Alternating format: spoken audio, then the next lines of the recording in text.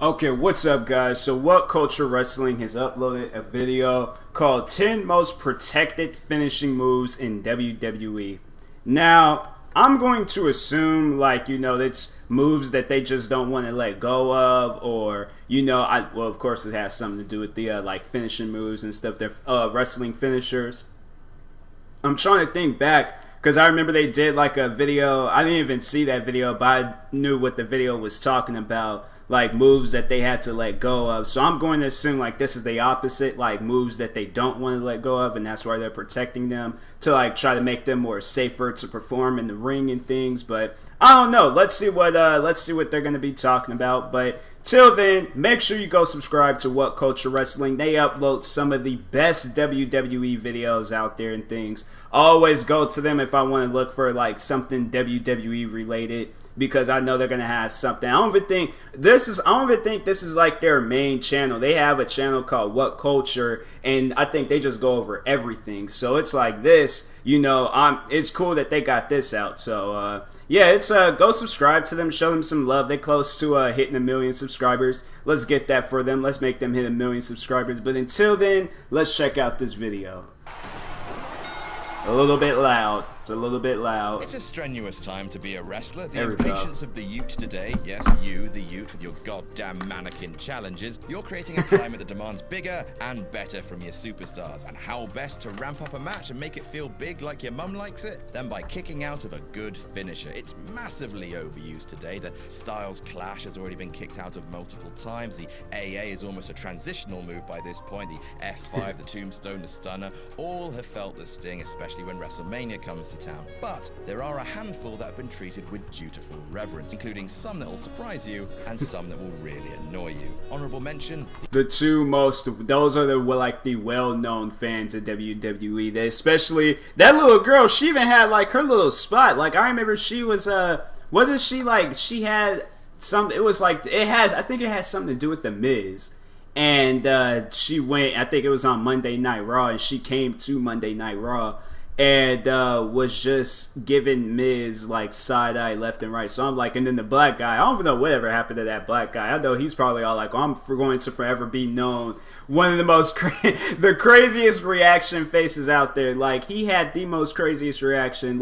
And I think that was when Brock Lesnar had beat it was Brock Lesnar beating Undertaker at WrestleMania, couple of WrestleManias ago. I don't know, but anyways, it was 2 or 3 WrestleManias ago. But those are the two most well-known fans out there, WWE fans out there, because they were so upset. The black guy was just shocked. That little girl, she could have just straight up Bruce Lee'd everybody in there. The end of days. The best thing about Baron Corbin, which is a textbook definition of damning with faint praise. I'm Adam from WhatCulture.com, and here are the 10 most protected finishing moves in WWE.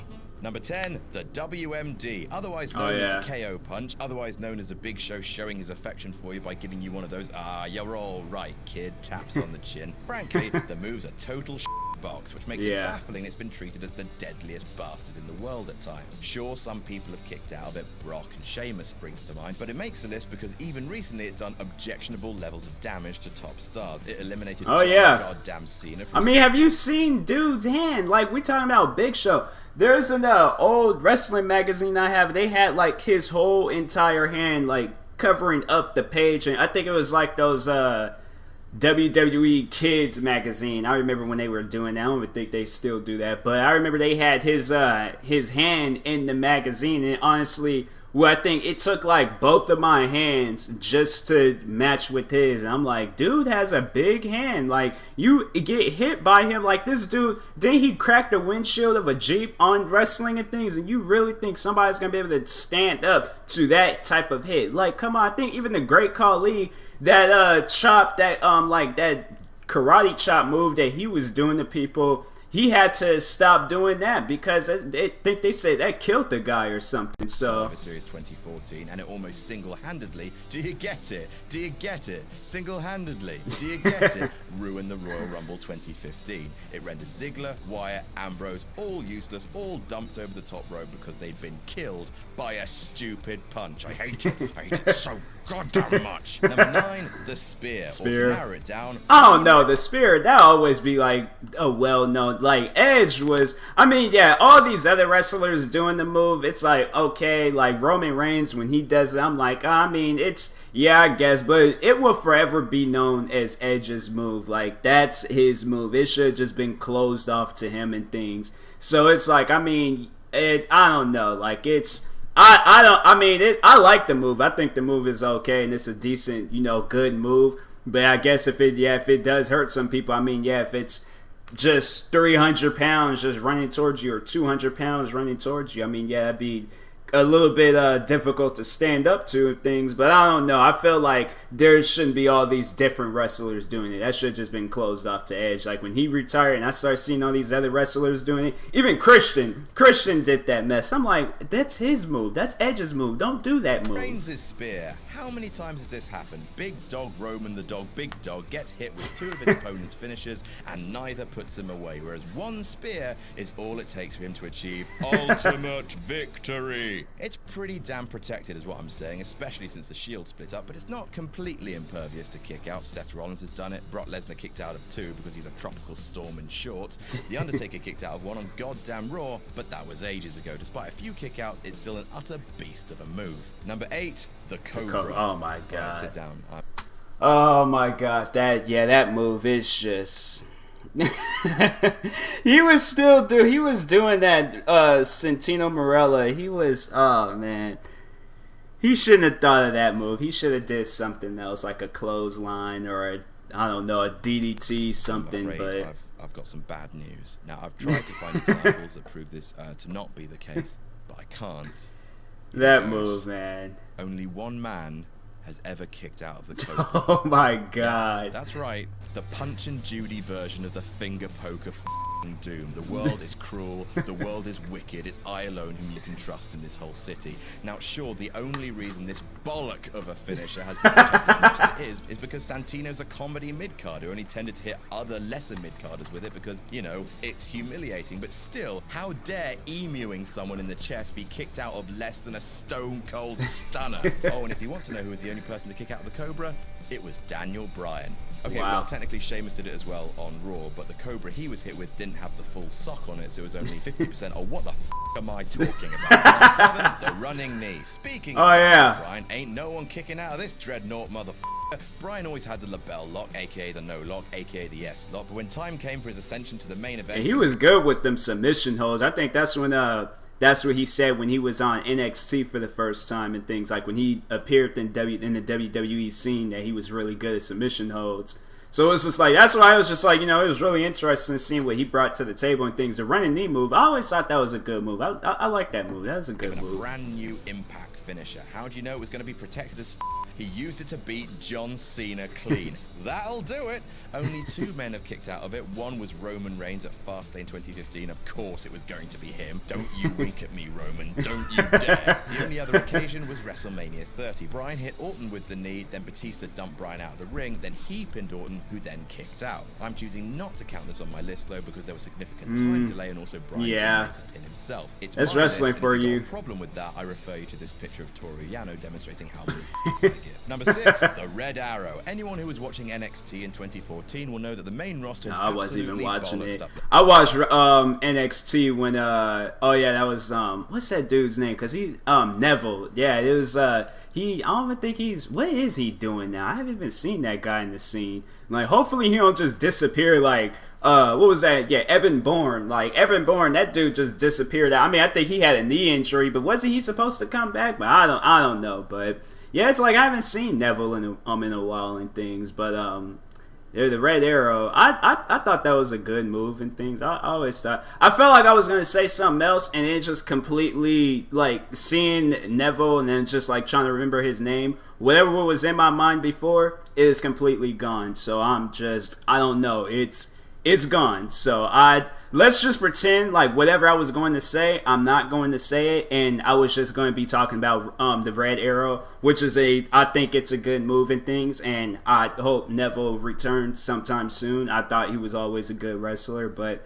The Anyways, man formerly known as Adrian Neville. First of all, why would you give a man a ring name comprised of 2 first names typically associated with nerds? Offense definitely meant to all the Nevilles and Adrians out there. Come at me, dorks. Second of all, why the hell isn't he competing for the Cruiserweight Championship? He could hold that thing for a goddamn year. Well, at least that's true. That's only right, considering it's a thing of damn beauty. So far, no one. Is he back in NXT? I think that's what I was talking about, NXT. I haven't seen NXT since, first couple of seasons, like the first 2 or 3 seasons or something. After that, they had switched it to, you had to watch it on the WWE website. Now you got to watch it on WWE Network. And now I'm just all like, forget it. I can care less now. Eventually, those NXT wrestlers will end up in a Monday Night Raw or Tuesday Night SmackDown, and we'll see them there. So, or we could just see some highlights of them and things. I'm pretty sure somebody got like a compilation highlight video of them. So yeah, my history with NXT, we can talk about like the first couple of seasons, maybe the first season. I think I only really remember the first season. After that, it was just a complete blur. Muscle Men on the main roster has kicked out of it.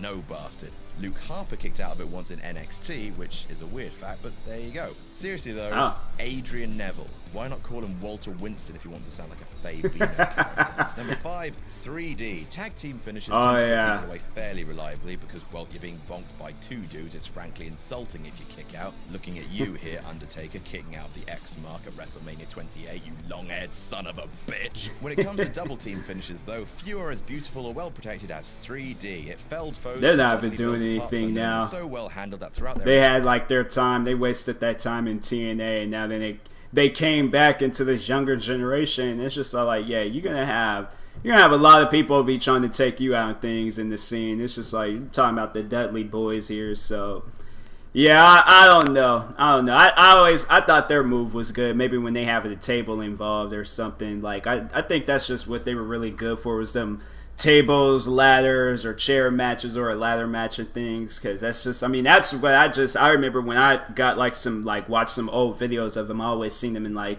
ladder matches or TLC matches and things. So maybe when the table is involved, okay, but when you're just doing it just clean on the mat, I don't know. I would give it a 3.5 out of 5. But with the table, 4.5. I'll give it a 4.5. A ladder, 5 out of 5. So history in WWE, just saying. One person kicked out of the Dudley Death Drop. However, 2 people did outside of the WWE. Masato Tanaka kicked out of it in ECW, and Chris Sabin of the Motor City Machine Guns kicked out of it in TNA. That doesn't really feel right. Anyone kicking out of it just doesn't feel right. What's better than the 3D? Well, number 4, the Doomsday Device. Is the Road Warriors Legion of Doom's finisher the most beautiful double team move in wrestling history? Yes, it is. Oh, piss off with your heart attack. Piss off with your Dudleyville device. This is the absolute pinnacle of 2-dude violence. It's so simple, but the way the opponent topples and twists from Hawk's clothesline made it almost hard to watch sometimes, and no one ever kicked out of it. No one. Ever. If you can find it, go nuts, but I sure as hell couldn't. As far as my research took, no one in WWE, not even in Japan, goddamn nowhere did someone dare to kick out of the Doomsday Device, because after all, you try telling Hawk and Animal that you're not going to lie down for it. Best of luck. Number 3, Razor's Edge. Say what you want about the bad guy, that he wholesale nicked his gimmick from Scarface, but you can't say he wasn't very, very savvy when it came to protecting himself. Razor Ramon's finisher, the Razor's Edge, had an aura about it. When he hit it, it was over. Simple as that. And the reason for that was simple. If Razor Ramon wasn't going to win his book match, then he straight up refused to perform the move. It was a point of principle. You couldn't make him do it. And then Sheamus started doing it as the High Cross and ruined it, because Sheamus ruins everything. Number 2, even his own hair. The move that just beat Brock Lesnar, and not just any Brock Lesnar, Super Saiyan Brock Lesnar. The jackhammer is a move associated with pure dominance, of hopeful young things being ground to a fine pink. Yeah, it's like when I seen, because I seen it on Twitter, the match between Brock Lesnar and Goldberg, and I'm like, Brock Lesnar, yeah, it's good that he's not in the scene right now, because people would be laughing at him left and right. Like, he pretty much, like, this, he had not just, like, words can't even describe. I'm like trying to find the words to describe like what happened to him, but words cannot describe what happened to him. He pretty much just got an old-fashioned beat down. Let's just say that, all right? Hopeful young things like Brock Lesnar. Jesus Christ, what is 2016? Seriously though, when the spear combines with a jackhammer, like a steak being combined with béarnaise sauce, no, you're posh, shut the up, then together they're absolutely unstoppable. It's only been kicked out of once in the history of wrestling, and that was a mistake. On an episode of Nitro, Hollywood Hogan, of course it was goddamn Hogan, got hit with the jackhammer, and Kevin Nash was supposed to break it up, but didn't, and after an awkward pause, Hogan lamely lifted his shoulder. But now, after Survivor Series, it's back, and better than ever. I miss Eric Bischoff. And number one, the RKO is good. That move, he doesn't even do that move anymore, because I think that was like banned moves from WWE. They made another video, it was like moves they can't perform anymore, and I think that I think this was the thumbnail, because he did it to, well, of course, who is that? It looked like somebody from Nexus. But whoever that is, I remember I think the first time I seen him do it was to Vince McMahon. He did it to Vince McMahon, which led into them just like, pretty much just having a fight between him, Triple H. Then when he kissed Stephanie McMahon, dang, that was so long ago though. Like that was some years ago. That, and then I remember when he went at No Way Out 2009 when he went up against Shane McMahon out there, because I went to that No Way Out event. So that, and it was just that move. He doesn't. I think after he was gone like from a while, I think they told him like, yeah, when you come back you just can't do that move. And yeah, like they say I don't know. I don't think anybody's never because it's like I feel like the only time he ever really did that move was like after the match or something. Like that's where it was either outside of it wasn't even a match, or like after the match or something. So it was like, yeah, I don't know. Like anybody, yeah, if they probably say like nobody's kicked out of that, I don't think so, because you just pretty much got kicked in the head as hard as possible. Like that's a concussion move, and I'm pretty sure, yeah, there's some wrestlers that sustained some head injuries from that move. As much as Orton very, very occasionally completely misses connecting with the punt, look at the daylight show here. It's possibly the most protected finisher of all time. Not only does absolutely no one kick out of it, and they never ever have, not only does it guarantee the end of a match, but half the time it forces the wrestler taking it to disappear from TV for a while with a kayfabe injury. It put Batista on the shelf, Foley, John Cena's dad, Titans in the industry, all of them. It hurt Husky Harris so much that he went mental and became Bray Wyatt. Wow. So well taken care of. Wow. Maybe my super kick. That's burning hammer levels of devastation. And that's our list. Did we miss anything out? Tell us about it in the comments. Don't forget to like, share, and subscribe. I didn't even know that. I think that's why they got this video, 10 things WWE wants you to forget about Bray Wyatt. Wow. All right. That's crazy. I didn't even know that. So yeah, I did remember when I was reading somewhere where Bray Wyatt, he was that different person before and things, because I think he was in the first season of NXT, and then which led into Nexus doing like that demolishing of WWE Monday Night Raw. Then Daniel Bryan, he only appeared in Nexus once. After that he became Daniel Bryan. So yeah, it's crazy looking back at wrestling and then just seeing how much wrestling has changed and things. So it's just, man, it's like just seeing now Randy Orton is teamed up with Bray Wyatt after he's the reason why he's Bray Wyatt. Like I wish wrestling would just be like, like just have some real moments in there. Like, Bray Wyatt went back to, well, he didn't go back, but he thought back when he kicked him in the head and showed him, and then they just led into a rival and all of that stuff. Well, Randy Orton, he couldn't beat the rivals, so he was just like, he's doing this, so like if you can't beat him, join them. I don't even believe that. I feel like he's setting them up, but then like Daniel Bryan did the same thing. He couldn't beat them, so he joined them and then beat them, and then so I feel like that's gonna be the same with Randy Orton. But this is a really good video. It's good seeing like the wrestling moves that just dominated WWE and things, and then just there was some wrestling moves that just it actually dominated. Like it took some wrestlers out and things. So I mean, well, at least with Vince McMahon, the punt thing, like, I mean, he ain't even wrestling, but still, though, it's just had him at, well, he's like, dude be out of the scene for no reason. So it's just like that was just a kick in the head for Vince. Like, it's just, that's crazy, though. Like, how many people can say, hey, I kicked my boss in the head, and he just dealt with it, and he pays me, he still pays me till this day and things, so... but yeah, they were saying like some of the moves wasn't, sometimes it didn't even connect, but they just did it. That's how wrestling rolls.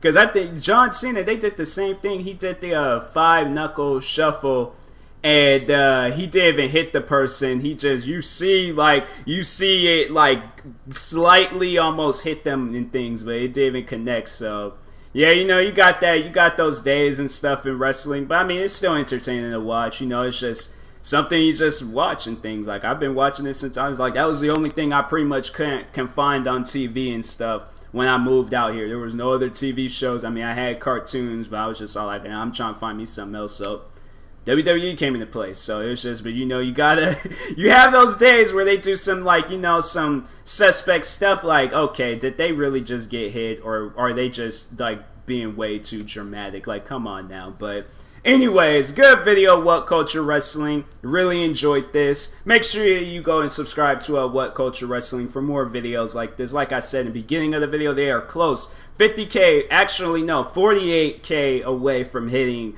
1 million subscribers. So make it happen, people. Go subscribe to them and things. Make sure you please and like and subscribe to me too, and I will talk to you guys later. Thank you for watching, and peace.